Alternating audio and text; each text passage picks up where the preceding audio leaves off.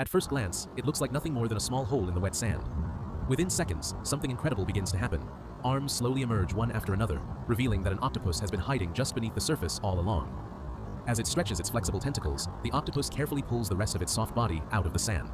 Thanks to its boneless body, it can squeeze into tiny spaces and bury itself completely, making nearly invisible to predators. Now fully exposed, the octopus spreads its 8 arms in every direction, using hundreds of powerful suction cups to grip the sandy seabed. This remarkable camouflage is nature's effective survival strategies, proving even empty patch of sand can be hiding a master of disguise.